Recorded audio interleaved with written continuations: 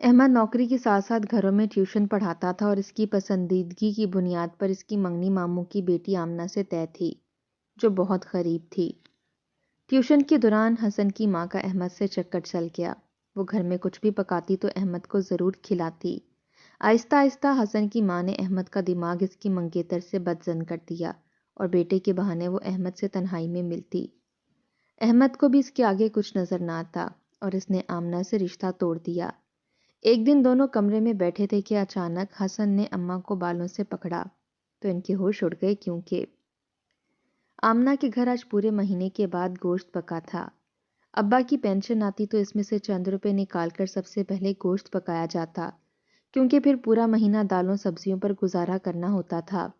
آمنہ نے بڑی چاہت سے سالن میں سے ایک پلیٹ نکال کر الگ کی۔ یہ سالن کس لیے نکالا ہے آمنہ؟ ابا تو تمہارے گھر پر ہی ہیں۔ اماں نے پوچھا تو آمنہ شرما سی گئی۔ اماں، یہ احمد کے لیے ہے، کتنی محنت کرتا ہے وہ، نوکری بھی کرتا ہے، ٹیوشن بھی پڑھاتا ہے۔ گھر کے حالات تو ان کے بھی ہمارے جیسے ہی ہیں، اسی لیے میں اپنے حصے کا گوشت کا سالن اس کے لیے لے کر جا رہی ہوں۔ میں اچار کے ساتھ کھا لوں گی، آمنہ نے کہا اور احمد کے لیے سالن لے کر خالہ کے گھر آ گئی، کیونکہ خالہ کا گھر نزدیک ہی تھا۔ احمد تو گھر پر نہیں ہے، ٹیوشن پڑھانے گیا ہے، خالہ نے کہا تو آمنہ مایوس سی ہو گئی۔ دوسری جانب احمد نوکری کے بعد تھکا ہارا گھر گھر میں جا کر ٹیوشن پڑھا رہا تھا۔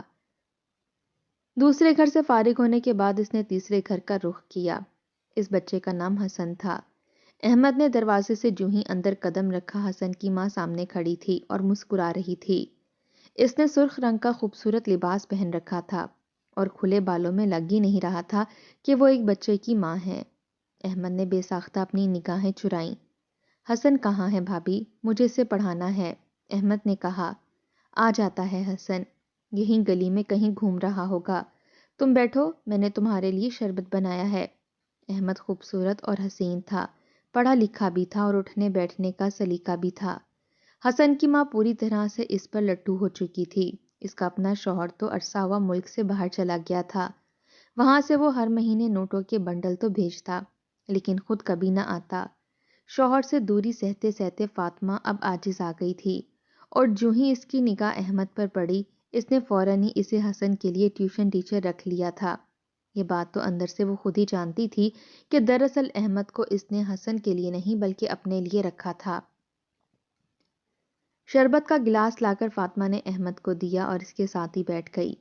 میٹھی میٹھی باتیں کر کے وہ اس کے گھر والوں کا حال احوال پوچھنے لگی، ساتھ ہی کبھی وہ اپنے بالوں کو جھٹکتی اور کبھی اپنے گلے میں پہنے ہوئے ہار پر انگلی پھیرنے لگتی۔ احمد گھبرا رہا تھا۔ جلدی حسن کو بلا دیجیے، اس نے چوتھی دفعہ کہا تو فاطمہ بدمزہ ہو کر اٹھ گئی۔ اس نے گلی میں کھیلتے حسن کو آواز دی، وہ انتہا کا بدتمیز بچہ تھا۔ احمد اسے پڑھانے کی کوشش کرتے کرتے تھک جاتا، لیکن وہ تھا کہ پڑھنے کا نام ہی نہ لیتا تھا۔ باپ کے کھلے پیسوں پر عیاشی کرتا، بس ابھی بھی وہ کتابیں کھول کر بیٹھا تھا، لیکن اس کا دھیان میز پر رکھے ہوئے ماں کے موبائل کی جانب ہی تھا۔ حسن جاؤ، یہ کھانا ساتھ والوں کے گھر دے آؤ۔ فاطمہ اندر داخل ہوئی اور اس نے کھانے کی پلیٹ حسن کی جانب بڑھا دی۔ وہ تو پہلے ہی پڑھائی سے جان چھڑا رہا تھا، بھاگ کر اٹھا اور پلیٹ لے کر گھر سے باہر نکل گیا۔ فاطمہ گئی اور ایک اور پلیٹ لے کر مسکراتی ہوئی اندر آ گئی۔ احمد اٹھ کھڑا ہوا۔ آج حسن کے پڑھنے کا موڈ نہیں ہے، مجھے چلنا چاہیے، اس نے کہا تو فاطمہ نے آگے بڑھ کر اس کے کندھے پر ہاتھ رکھا۔ ارے بیٹھ جاؤ نا حسن، ابھی آ جائے گا، اس کے امتحان ہونے والے ہیں، تیاری کروانا ضروری ہے۔ ایک ادا سے مسکراتے ہوئے اس نے احمد کو دوبارہ نیچے بٹھا دیا۔ باہر رات کی تاریکی پھیلنے لگی تھی۔ احمد کو تنہا ایک جوان عورت کے ساتھ بیٹھتے ہوئے گھبراہٹ سی ہو رہی تھی۔ فاطمہ نے بریانی کی پلیٹ اس کے سامنے رکھی، جس میں سے اشتہا انگیز مہک آ رہی تھی۔ میں نے بہت اچھی بریانی بنائی ہے، گرم گرم ہے، جلدی سے کھا لو، آج صرف تمہاری وجہ سے بنائی ہے میں نے، فاطمہ نے کہا۔ احمد کو بھوک تو سخت لگ رہی تھی اور سامنے چمکتے مٹن بریانی کی پلیٹ۔ اسے اچھی طرح یاد تھا کہ صبح جب وہ گھر سے نکل رہا تھا تو اماں نے دال بھگو کر رکھی تھی، آج گھر میں دال ہی پکی ہوگی۔ پاس بیٹھی ہوئی مہکتا وجود لیے 25 سالہ فاطمہ اور سامنے خوشبو اڑاتی بریانی کی پلیٹ۔ احمد نے جلدی سے پلیٹ اٹھائی اور کھانے لگا۔ اسے کھاتا دیکھ کر فاطمہ بھرپور انداز میں مسکرائی۔ کل ضرور آنا، چھٹی مت کرنا، تمہارے لیے ایک خاص کام ہے۔ جب وہ کھانا کھا کر اٹھنے لگا تو فاطمہ نے ایک ادا سے مسکراتے ہوئے کہا۔ احمد نے نگاہیں چرائیں۔ ٹیبل پر رکھا ہوا فاطمہ کا موبائل بج بج کر شور مچا رہا تھا۔ فاطمہ انتہائی بدمزہ ہوتے ہوئے ٹیبل تک گئی۔ موبائل پر آنے والی کال اس کے شوہر کی تھی۔ وہ چڑ گئی۔ اس نے دوبارہ موبائل ٹیبل پر ڈال دیا اور احمد کی جانب متوجہ ہو گئی، مگر وہ تب تک گھر سے باہر نکل چکا تھا۔ فاطمہ کو شدید غصہ آیا۔ اس منحوس نے بھی ابھی ہی فون کرنا تھا۔ اچھا بھلا باتیں کر رہی تھی احمد سے۔ اس نے سر جھٹکا۔ 5 سالہ حسن کہاں تھا کہاں نہیں، اسے کوئی پرواہ نہیں تھی۔ وہ تو بس اپنی تنہائی کا بندوبست کرنے کی کوششوں میں تھی۔ اچھا کھانا کھانے کا اثر تھا کہ گنگناتا ہوا احمد گھر میں داخل ہوا تو سامنے ہی آمنہ کو دیکھ کر چونک گیا۔ وہ اسی کا انتظار کر رہی تھی۔ ارے تم اتنی رات کو یہاں کیا کر رہی ہو؟ احمد نے پوچھا تو وہ جلدی سے اندر سے سالن کی پلیٹ لے آئی۔ دیکھو آج ہمارے گھر گوشت پکا تھا، میں تمہارے لیے لے کر آئی ہوں۔ مجھے پتا ہے کہ تمہیں گوشت پسند ہے، آمنہ مسکراتے ہوئے کہہ رہی تھی۔ احمد نے ایک بیزار نگاہ پلیٹ میں پڑے سالن پر ڈالی۔ اس کا پیٹ اتنا بھر چکا تھا کہ سالن کو دیکھ کر اسے کھانے کا دل ہی نہ چاہا۔ لیکن میں تو کھانا کھا کر آیا ہوں یار، اور اب ذرا گنجائش نہیں ہے۔ تم ایسا کرو اندر رکھ دو، کل کھا لوں گا، احمد نے کہا اور اندر چلا گیا، جبکہ آمنہ کا چہرہ ہی بجھ کر رہ گیا۔ وہ بتانا چاہتی تھی کہ وہ اپنے حصے کا سالن نکال کر اس کے لیے لائی ہے اور اس کا خود کا گوشت کھانے کا کتنا زیادہ دل تھا، لیکن خاموشی سے پلیٹ کو کچن میں ڈھک کر رکھتے ہی وہ باہر نکل آئی۔ آمنہ خاندان کی سب سے حسین اور خوبصورت لڑکی تھی، لیکن بدقسمتی سے غریب تھی۔ گھر میں کئی افراد تھے اور ابا کی معمولی آمدنی میں گھر کا گزارا ہی بڑی مشکل سے ہوتا تھا۔ یہی حالات احمد لوگوں کے بھی تھے، جو اس کا چچا زاد تھا، لیکن وہ پڑھ لکھ کر ایک نوکری پر لگ گیا تھا۔ نوکری اگرچہ معمولی ہی تھی، لیکن اس کے ساتھ ساتھ وہ ٹیوشن بھی پڑھاتا تھا۔ 3 چھوٹی بہنیں جنہیں بہانے کی ذمہ داری اس کے سر پر تھی، یہی وجہ تھی کہ ان کے گھر کے حالات بھی ابھی تک ڈاواں ڈول ہی تھے۔ آمنہ کو وہ شروع سے ہی پسند کرتا تھا، لیکن جوان ہوتے ہی آمنہ نے ایسا رنگ روپ نکالا کہ احمد اس کے لیے اپنے گھر میں جھگڑا کرنے پر مجبور ہو گیا۔ یہی وجہ تھی کہ خالہ جلدی سے آ کر آمنہ کے ہاتھ میں چاندی کی ایک انگوٹھی پہنا گئی تھیں، اور اب آمنہ احمد کی منگیتر تھی۔ اگلے دن احمد نوکری سے واپس آیا تو 2 گھروں میں ٹیوشن پڑھا کر وہ سیدھا حسن کے گھر جا پہنچا۔ حسن کتابیں کھول کر کمرے میں بیٹھا تھا۔ تمہاری امی کہاں ہیں؟ اس نے غیر ارادی طور پر ہی پوچھ لیا۔ ابھی بلا کر لاتا ہوں۔ حسن اٹھا اور لپک کر چلا گیا۔ فاطمہ چھت پر تھی، وہ فوراً نیچے اتر آئی۔ سبز رنگ کا خوبصورت نیا جوڑا پہنے اس نے ہونٹوں پر تیز لپسٹک لگا رکھی تھی۔ سارے ناز و ادا اسے بخوبی آتے تھے۔ وہ بڑی محبت سے احمد کے پاس آ کر بیٹھ گئی۔ کیا بات ہے احمد، تم نے مجھے بلایا؟ اس کے وجود سے اٹھتی پرفیوم کی خوشبو احمد کے حواسوں پر چھانے لگی۔ بس میں نے تو ویسے ہی پوچھ لیا، حسن تو جا کر بلا ہی لایا، احمد نے کہا۔ وہ شرمندہ ہونے لگا تھا۔ فاطمہ اس کے پاس بیٹھی باتیں کرنے لگی۔ اتنی معمولی سی نوکری کرتے ہو، اپنی قابلیت کو پہچانو، حسین ہو جوان ہو، تمہیں تو اپنی قدر ہی نہیں۔ اس دن میں تمہارے گھر گئی تھی تو تمہاری منگیتر وہاں آئی ہوئی تھی، نہ اسے اٹھنے بیٹھنے کا سلیقہ ہے نہ بات کرنے کا۔ کل کو تم اسے لے کر اپنے ساتھ کسی اچھی جگہ جاؤ گے تو وہاں اپنے ہی دوپٹے سے الجھ کر گر پڑے گی اور تمہاری شرمندگی کرواتی پھرے گی۔ فاطمہ نے کہا تو احمد شرمندہ سا ہو گیا۔ واقعی بات تو ایسی تھی، آمنہ تو کبھی اپنے گھر سے ہی نہ نکلی تھی، اٹھنا بیٹھنا پہننے اوڑھنے کا سلیقہ ذرا نہ تھا اسے۔ احمد نے تو جب بھی اسے دیکھا تھا اس نے سفید رنگ کی شلوار کے ساتھ رنگ برنگی کوئی قمیض پہنی ہوتی تھی، وہ بھی اکثر پھٹی ہوئی، جسے پیوند لگا کر اس نے سلائی کیا ہوتا تھا۔ احمد نے ذرا سر اٹھا کر فاطمہ کی جانب دیکھا۔ خوبصورت انداز میں رنگے ہوئے بال جسے اس نے اسٹریٹ کر کے سامنے کی جانب ڈالا ہوا تھا، ہونٹوں پر مسکراہٹ، انتہائی نفاست سے کیا گیا میک اپ اسے بے حد حسین بنا رہا تھا۔ بیوی تو ایسی ہونی چاہیے جس سے شادی کر کے انسان کا مستقبل سنور جائے۔ اب تم آمنہ سے شادی کرو گے، پڑھی لکھی تو وہ ہے نہیں، سارا دن گھر میں جھاڑو برتن کرتی رہے گی اور تم اسی طرح یہ معمولی نوکری کر کے اپنی ہنڈیاں گھساتے رہو گے۔ شادی تو تمہیں اس عورت سے کرنی چاہیے جو خوب پیسے والی ہو، ذرا سوچو، مہنگے سوٹ بوٹ پہن کر بڑی سی کار میں بیٹھتے ہوئے تمہیں کیسا محسوس ہوگا؟ فاطمہ احمد سے کہہ رہی تھی جبکہ وہ خیالوں میں خود کو ایک بڑی سی کار سے نکلتا ہوا محسوس کر رہا تھا۔ اسے آمنہ اچانک ہی بری لگنے لگی، جبکہ فاطمہ اس کے چہرے کے بدلتے تاثرات دیکھ کر مسکرا رہی تھی۔ تیر بالکل نشانے پر لگا تھا۔ تم بیٹھو، میں تمہارے لیے کچھ کھانے کو لاتی ہوں۔ وہ ایک ادا سے اٹھ کر کچن میں چلی گئی اور جب واپس آئی تو ٹرے اشتہا انگیز کھانوں کی خوشبوؤں سے مہک رہا تھا۔ احمد بھول ہی گیا کہ وہ یہاں پر حسن کو پڑھانے کے لیے آیا تھا۔ فاطمہ اس کے عین سامنے آ کر بیٹھ گئی اور ایک ایک چیز اس پلیٹ میں ڈال کر دینے لگی۔ باتوں باتوں کے دوران وہ آمنہ کے متعلق پوچھتی جا رہی تھی، اس کی تعلیم، اس کے ابا کا کام، وہ کیا باتیں کرتی ہے، وغیرہ وغیرہ، اور احمد کو شرمندگی سی ہوتی جا رہی تھی۔ آمنہ میں تو کچھ بھی ایسا قابل ذکر نہ تھا۔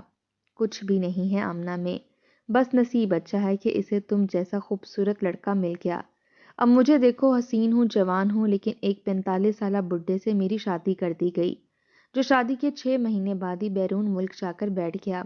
اس کے پیچھے میرے ہاں ایک بیٹا ہوا، اب وہ رقم تو وہاں سے بھیجتا رہتا ہے، لیکن اسے میرا کوئی احساس نہیں۔ اس رقم سے میں کیا کر لوں گی؟ جمع کر کر کے الماری میں ایک ڈھیر لگا رکھا ہے۔ ہر مہینے جاتی ہوں اور گولڈ کی کوئی نہ کوئی چیز بنوا لیتی ہوں۔ سوچتی ہوں اگر میرا بھی تمہارے جیسا کوئی سہارا ہوتا تو یہ سب چیزیں اس کے کام آ جاتی۔ فاطمہ نے مسکراتے ہوئے اپنا اگلا ہتھیار پھینکا تھا۔ احمد سن رہ گیا۔ جتنی رقم کی وہ بات کر رہی تھی اتنے میں تو اس کے سارے مسئلے ہی ختم ہو جاتے۔ وہ اپنی سوچوں سے ہی گھبرا کر اٹھ کھڑا ہوا اور جلدی سے گھر سے باہر نکل آیا۔ ابھی اس نے گھر کے دروازے میں قدم رکھا ہی تھا کہ اندر سے آتی آوازیں اس کے کانوں میں پڑیں۔ مالک مکان نے کہہ دیا ہے اگر اس مہینے کرایہ ادا نہیں ہوا تو ہمیں گھر خالی کرنا پڑے گا۔ 3 مہینے کا کرایہ ہے، اس مہینے بھی قرضہ لینا پڑے گا۔ اندر سے ابا کی آواز آ رہی تھی۔ احمد سخت بدمزہ ہوا۔ اس مہینے بھی قرضہ لینے کا مطلب تھا کہ ساری تنخواہ ہی قرضہ اتارنے میں ختم ہو جاتی اور اسے ٹیوشن کے پیسوں سے جوڑ توڑ کر کے گھر چلانا پڑتا۔ اس کے سر میں درد ہونے لگا، خاموشی سے اندر آ کر لیٹ گیا۔ احمد یہ ذرا جا کر اپنی خالہ کے گھر دیا۔ احمد نے بیزاری سے تھیلا اٹھایا اور آمنہ کے گھر جا پہنچا۔ سامنے ہی صحن میں آمنہ بڑا سا جھاڑو پکڑے صفائی کر رہی تھی۔ احمد کو دیکھتے ہی وہ کھل اٹھی تھی، لیکن اسے دیکھتے ہی احمد کے حلق تک میں کڑواہٹ گھل گئی۔ پرانے سے کپڑے جن کا رنگ کب کا اڑ چکا تھا، بکھرے ہوئے بال، وہ حسین تو تھی لیکن اسے اپنے حسن کا خیال رکھنا نہ آتا تھا۔ بڑی سی چادر سے اس نے خود کو ڈھانپ رکھا تھا۔ کھدرے ہاتھ، شاید اس کے پاس ہاتھوں پر لگانے والی مہنگی کریمیں نہیں تھیں۔ احمد اندر آ کر بیٹھو نا، وہ لپک کر اس کے قریب آئی، مگر احمد کا ایک قدم اندر رکھنے کو دل نہ چاہ رہا تھا۔ اسے بار بار فاطمہ یاد آ رہی تھی، خوبصورت فٹنگ والے کپڑے پہنے اور مہکتا ہوا وجود لیے۔ اس کے سامنے یہ پسینے میں ڈوبی آمنہ تو کسی کام کی نہ تھی۔ وہ بغیر سلام دعا کیے وہیں دروازے سے ہی پلٹ آیا اور سیدھا حسن کے گھر جا پہنچا۔ دروازہ کھلا تھا، وہ اندر داخل ہوا تو سامنے ہی فاطمہ موبائل ہاتھ میں لیے بیٹھی تھی۔ اسے اندر آتا دیکھ کر چونک گئی اور اس کے لبوں پر ایک مسکراہٹ دوڑ گئی۔ کیا بات ہے احمد، گھبرائے ہوئے لگ رہے ہو، آؤ تمہیں پانی دوں۔ اس نے جلدی سے احمد کا بازو پکڑا اور اسے اندر کمرے میں لے گئی۔ کمرے کا دروازہ اس نے دانستہ طور پر تھوڑا سا بند کر دیا تھا۔ پانی کا گلاس لے کر وہ احمد کے سامنے جھکی۔ میں آمنہ کے ساتھ رشتہ توڑنا چاہتا ہوں۔ وہ ایسا لائف پارٹنر نہیں ہے جیسا میں چاہتا ہوں۔ میں ساری زندگی مشقت کی چکی میں ہی پستا رہوں گا۔ مجھے تو کوئی ایسی لڑکی چاہیے جو خوبصورت ہو اور اسے اٹھنے بیٹھنے کا سلیقہ بھی آتا ہو۔ احمد کے منہ سے بلا ارادہ ہی نکل گیا۔ فاطمہ بھرپور انداز میں مسکرا دی اور اس کی انتہائی قریب آ کر بیٹھ گئی۔ نیک کام میں دیر ہی کیسی، آج ہی جا کر اپنی ماں کو جواب دے دو، میرا شوہر بیرون ملک ہے، اسے مجھ میں کوئی دلچسپی نہیں۔ میں ابھی فون کر کے اسے کہہ دیتی ہوں کہ وہ مجھے طلاق دے دے۔ میرے والدین بھی امیر ہیں، وہ ان سے ٹکر نہیں لے سکتا، بڑے آرام سے مجھے طلاق دے دے گا۔ یہ گھر میرے نام پر ہے، سونا پیسہ سب کچھ میرے پاس ہے، ہم دونوں شادی کر لیں گے اور تمہارے سارے کام پورے ہو جائیں گے، وہ مسکراتے ہوئے کہہ رہی تھی، جبکہ احمد کو اپنا مستقبل سہانا نظر آ رہا تھا۔ چند لمحے فاطمہ کے ساتھ بیٹھ کر وہ جلدی سے اٹھ کر گھر آ گیا۔ اگلے ہی دن اس نے ہاتھوں میں پہنی ہوئی چاندی کی انگوٹھی ماں کے سامنے اتار پھینکی۔ یہ انگوٹھی آمنہ کے گھر والوں کو واپس کر دیجیے گا، مجھے آمنہ سے شادی نہیں کرنی۔ اس نے سب گھر والوں کے سر پر بم پھوڑا۔ سبھی حیران رہ گئے تھے۔ یہ کیا کہہ رہا ہے؟ اگلے سال تیری شادی ہے۔ آمنہ اس قدر خوبصورت اور سگر لڑکی ہے، پورا گھر سنبھالا ہوا ہے اس نے، کیا کمی ہے اس میں؟ اماں نے پوچھا تو احمد جھنجھلا گیا۔ اس کے گھر سنبھالنے کو میں کیا کروں؟ اپنے آپ کو تو وہ سنبھال نہیں سکتی، اسے بیاہ کر اس گھر میں لانے کا مطلب ہے کہ ایک اور مصیبت اپنے گلے میں ڈال لوں۔ ساری عمر اس کو بھی کھلانا پڑے گا۔ پڑھی لکھی ہوتی تو کہیں نوکری کر کے میرا ہاتھ بٹا سکتی تھی۔ اب میں آپ سب کے خرچ اٹھاؤں اور ساتھ میں آمنہ کے بھی؟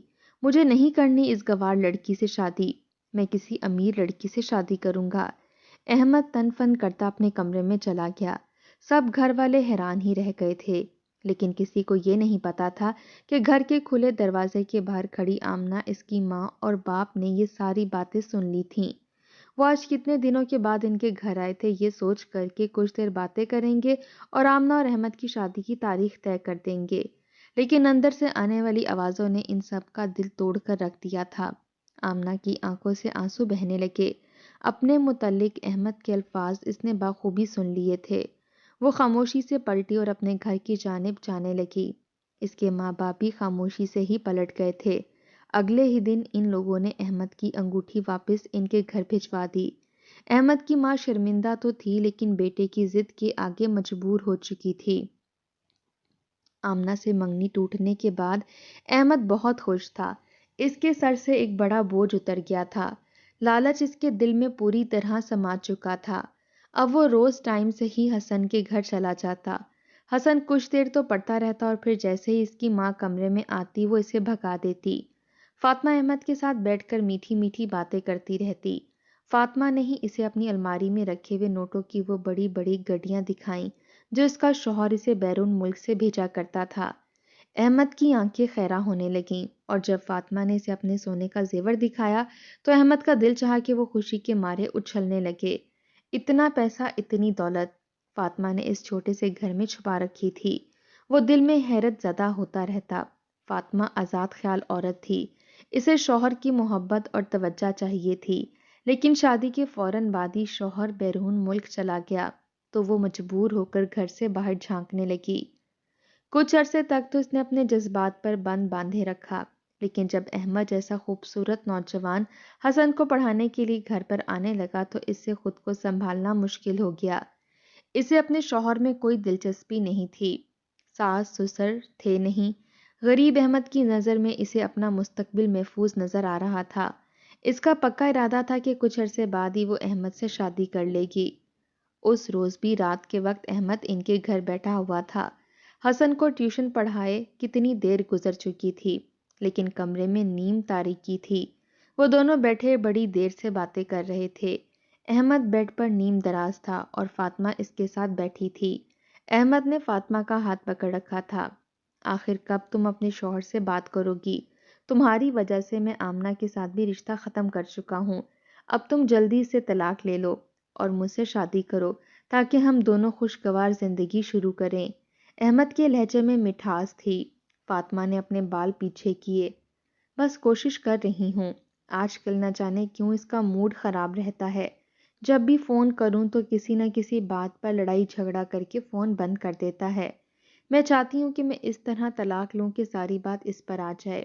میرے میکے والے بہت سخت ہیں، اگر انہیں پتہ چل گیا کہ میرا تمہارے ساتھ کوئی تعلق ہے تو نہ جانے میرا کیا حشر کریں۔ فاطمہ کہہ رہی تھی۔ احمد جھنجھلا گیا۔ یہ ساری باتیں تو تمہیں پہلے سوچنی چاہیے تھیں۔ اب میں کچھ نہیں جانتا، میں جلد شادی کرنا چاہتا ہوں۔ وہ غصہ ہوا تو فاطمہ جلدی سے اس کا ہاتھ تھام کر محبت بھری باتیں کرنے لگی۔ اندھیرے کمرے میں حسن اندر داخل ہوا اور اس نے بٹن دبا کر لائٹ آن کر دی۔ کمرے میں روشنی پھیل گئی۔ احمد اور فاطمہ کے چہرے پر ناگواری پھیل گئی۔ اندر آنے سے پہلے دستک دیا کرو۔ حسن، تم کتنے بدتمیز ہو، یہاں کیوں آئے ہو؟ میں نے تمہیں کہا تھا نا دوسرے کمرے میں بیٹھ کر کارٹون دیکھو۔ فاطمہ نے غصے سے اسے ٹوکا، لیکن اس کے ہاتھ میں فاطمہ کا موبائل تھا۔ وہ تیزی سے لپک کر سامنے آیا اور فاطمہ کے چہرے کے عین سامنے موبائل کر دیا۔ موبائل پر فاطمہ کا شوہر نظر آ رہا تھا جس نے ویڈیو کال کر رکھی تھی۔ فاطمہ کے اوزان خطا ہو گئے۔ اس نے جلدی سے اپنا چہرہ چھپانا چاہا، لیکن حسن نے آگے بڑھ کر جلدی سے ماں کے بالوں کو پیچھے ہٹایا اور دوبارہ سے موبائل سامنے کر دیا۔ یہ دیکھیں ابا، یہ اماں اس آدمی کے ساتھ بیٹھی ہوئی ہیں۔ یہ آدمی مجھے ٹیوشن پڑھانے آتا ہے۔ یہ مجھے بہت برا لگتا ہے کیونکہ جب بھی یہ آتا ہے مجھے پڑھاتا نہیں ہے، بس اماں کے ساتھ بیٹھ جاتا ہے۔ اماں بھی اس کے ساتھ خوب باتیں کرتی ہیں، اس کے لیے کھانے بھی بناتی ہیں، یہ اماں کا ہاتھ بھی پکڑتا ہے۔ ابھی بھی دیکھیں یہ آپ کے بیڈ پر لیٹا ہوا ہے۔ حسن بالکل کسی جاسوس کی طرح ساری اطلاعات دے رہا تھا اور موبائل گھما گھما کر احمد اور فاطمہ کے چہرے دکھا رہا تھا جن کے چہرے کا رنگ اڑ چکا تھا۔ فاطمہ تو فاطمہ، احمد بھی گھبرا کر اپنی جگہ سے اٹھ کھڑا ہوا تھا۔ دوسری جانب موجود فاطمہ کا شوہر کھا جانے والی نگاہوں سے ان لوگوں کو دیکھ رہا تھا۔ مجھے پہلے ہی شک تھا کہ میری غیر موجودگی میں تو کوئی نہ کوئی چاند ضرور چڑھائے گی۔ مجھے حسن کافی دنوں سے بتا رہا تھا کہ اس کا ٹیوشن ٹیچر ہر وقت گھر میں گھسا رہتا ہے اور رات دیر تک تیرے کمرے میں بیٹھا رہتا ہے۔ میں نے تب سے ہی اسے کہہ دیا تھا کہ مجھے کسی دن ان دونوں کو رنگے ہاتھوں پکڑنا ہے۔ حسن میرا بیٹا ہے، اس نے میری بات مان لی۔ اب تو دیکھ میں تیرے ساتھ کیا کرتا ہوں۔ میں بیرون ملک بیٹھا ہوں، اس کا مطلب یہ نہیں کہ تم میرے پیچھے میری عزت تار تار کرتی پھرو۔ فاطمہ کا شوہر کہہ رہا تھا اور فاطمہ کے اوزان خطا ہوتے جا رہے تھے۔ وہ کچھ کہنا چاہتی تھی، اس کی منت سماجت کرنا چاہتی تھی، لیکن الفاظ تھے کہ اس کا ساتھ ہی نہیں دے رہے تھے۔ احمد گھبرا کر اٹھ کھڑا ہوا تھا۔ میں چلتا ہوں، بعد میں آؤں گا، وہ جلدی سے کہتا ہوا گھر سے باہر نکل گیا۔ موبائل کی اسکرین تاریک ہو چکی تھی۔ فاطمہ نے گھبرا کر ایک زوردار تھپڑ حسن کو لگایا۔ وہ پھوٹ پھوٹ کر رونے لگا۔ اس نے تو اپنے طور پر بڑا بہادری کا کام کیا تھا، جیسا باپ نے کہا تھا ویسا ہی کیا تھا، لیکن بیرون ملک بیٹھا فاطمہ کا شوہر بے چین ہو چکا تھا۔ اس نے اسی وقت پاکستان میں موجود اپنے رشتہ داروں کو فون کیا، جلدی سے میرے گھر جاؤ، وہاں پر جتنا سونا اور روپیہ پیسہ رکھا ہے سارا اٹھا لو۔ اس نے اپنے چھوٹے بھائی کو کہا جو نزدیکی محلے میں رہتا تھا، وہ بھی امیر کبیر تھا۔ جلدی گاڑی پر وہ فاطمہ کے گھر آن پہنچا۔ فاطمہ نے جو اپنے دیور کو آتے دیکھا تھا تو اس کے اوزان خطا ہو گئے۔ دیور کو ساری بات کا پتہ چل چکا تھا۔ وہ تیزی سے اندر داخل ہوا اور اس نے کمرے میں موجود روپیہ پیسہ اور دولت سمیٹنا شروع کر دی۔ فاطمہ چلانے لگی، یہ میرا پیسہ ہے، میرے زیور ہیں، کہاں لے کر جا رہے ہو؟ میں اکیلی عورت ہوں، روپے پیسے کے بغیر کیا کروں گی؟ اس نے چلا کر کہا تو دیور مسکرا کر پلٹا، یہ آپ کا نہیں، آپ کے شوہر کا روپیہ پیسہ تھا اور اس کے روپے پیسے سے خریدا ہوا زیور تھا۔ بھیا نے آپ کو طلاق دے دی ہے، تھوڑی دیر کے بعد آپ کو پتہ چل جائے گا۔ دیور کی بات پر فاطمہ کے حواس جاتے رہے۔ طلاق کی تو وہ خود بھی خواہش مند تھی، لیکن روپیہ پیسہ اور زیور ہاتھ سے جاتا دیکھ کر اس کی جان نکلی جا رہی تھی۔ دیور ہر چیز سمیٹ چکا تھا۔ فاطمہ کے چیخنے چلانے کا اس پر کوئی اثر نہیں تھا۔ جب اس کے شوہر کی کال آئی، میں نے تمہیں طلاق دے دی ہے، کاغذات تمہیں جلدی مل جائیں گے۔ تمہیں لگتا تھا کہ یہ گھر تمہارے نام پر ہے، لیکن ایسا نہیں ہے۔ مکان حسن کے نام پر ہے۔ حسن کو میرا بھائی اپنے ساتھ لے جائے گا۔ تم میری غیر موجودگی میں میری عزت کی حفاظت ہی نہیں کر سکی تو تمہارے نام پر کچھ بھی نہیں ہے، صرف حق مہر کی وہ رقم ہے جو میں نے تمہیں پہلے ہی ادا کر دی تھی۔ فاطمہ چیختے چلاتے رونے لگی، منت سماجت کرنے لگی، لیکن اس کے شوہر کے دل سے وہ اتر چکی تھی۔ دیور سر پر کھڑا تھا، اس نے فون اٹھایا اور فاطمہ کے گھر والوں کو فون ملا دیا۔ وہ پہلے ہی فاطمہ کی حرکتوں سے سخت نالاں تھے۔ کتنی بار تو اس کا باپ کہہ چکا تھا کہ شوہر کی غیر موجودگی میں ہمارے گھر میں آ کر رہو، لیکن فاطمہ اگر باپ کے گھر جا کر رہتی تو اس کی ساری عیاشیاں ختم ہو جاتی۔ بس اسی وجہ سے وہ اپنے گھر میں اکیلی رہتی اور مردوں سے تعلقات بناتی رہتی تھی۔ فاطمہ کا باپ اسے لینے کے لیے آ پہنچا۔ اسے جب فاطمہ کی حرکت کے بارے میں پتہ چلا تو اسے انتہائی غصہ آیا۔ اس نے ایک زوردار تھپڑ اپنی بیٹی کو مارا۔ اگر تیرا شوہر کے بغیر گزارا نہیں ہوتا تھا تو میرے پاس آ جاتی۔ میں نے کتنی بار تجھے فون کیا، خود بھی لینے آیا کہ اکیلی عورت کا رہنا مناسب نہیں، میرے ساتھ چل، لیکن تجھے اعتراض تھا کہ یہ تیرے شوہر کا گھر ہے اور تو یہیں پر رہنا چاہتی ہے۔ مجھے بتاتی، میں تیری طلاق کروا کر کہیں اور شادی کروا دیتا۔ یہ دھوکے سے مردوں کو گھر میں بلانے کی کیا ضرورت تھی؟ فاطمہ کا باپ بہت ہی سخت مزاج کا تھا اور ان کے گھر میں خوب دینی ماحول تھا۔ اسے اچھی طریقے سے پتا تھا کہ اس کا انجام اب کیا ہونے والا ہے۔ وہ بیٹی کو بازو سے پکڑ کر گھسیٹتا ہوا لے جانے لگا۔ حسن پہلے ہی ماں سے بدظن تھا، اس نے ماں کے ساتھ جانے کی کوئی ضد نہیں کی۔ دیور اطمینان سے کھڑا رہا۔ جب فاطمہ کو اس کا باپ لے گیا تو اس نے حسن کا ہاتھ پکڑا اور اسے لے کر باہر نکل آیا۔ گھر کے باہر اس نے برائے فروخت کا بورڈ لگا کر گھر کو تالا لگا دیا۔ حسن کو لے کر اپنے گھر چلا گیا۔ فاطمہ کے شوہر نے پہلے ہی کہہ دیا تھا کہ وہ کچھ ہی وقت کے بعد حسن کو اپنے پاس بلوا لے گا۔ فاطمہ کے ہاتھ میں کچھ بھی نہ رہا تھا، گھر تو گیا ہی تھا، دولت اور زیورات بھی اس کے ہاتھ سے نکل گئے تھے۔ اس کے پاس کچھ ہوتا تو میکے والے بھی عزت کرتے۔ اب وہاں بھابھیوں کے در پر جا کر پڑی تھی، وہ بھی اسے نفرت کی نگاہ سے دیکھنے لگیں۔ اٹھتے بیٹھتے اسے بد کردار ہونے اور مردوں سے ملنے والی کا تانا ملتے رہتا۔ فاطمہ جی بھر کر آنسو بہاتی۔ اب تو وہ پچھتانے لگی تھی کہ احمد کے لالچ میں اس نے اپنی اچھی بھلی زندگی کو کیوں لات مار دی۔ دوسری جانب احمد شدید پچھتاوے کا شکار تھا۔ فاطمہ کے چکر میں اس نے آمنہ جیسی خوبصورت لڑکی سے منگنی بھی توڑ لی تھی اور اب اس کے ہاتھ میں کچھ بھی نہ تھا۔ فاطمہ کے شوہر کے بھیجے ہوئے آدمیوں نے احمد کو مار پیٹ کر خوب غصہ اتارا۔ انہوں نے احمد کو اتنا مارا کہ کئی ہفتوں کے لیے وہ چارپائی کا ہو کر رہ گیا۔ نوکری سے مسلسل غیر حاضر رہا تو جو معمولی سی نوکری تھی وہ بھی جاتی رہی۔ گھر میں فاقے ہونے لگے۔ احمد دن رات روتا اور پچھتاتا رہتا۔ دوسری جانب آمنہ نے اپنے نصیب پر صبر کر لیا۔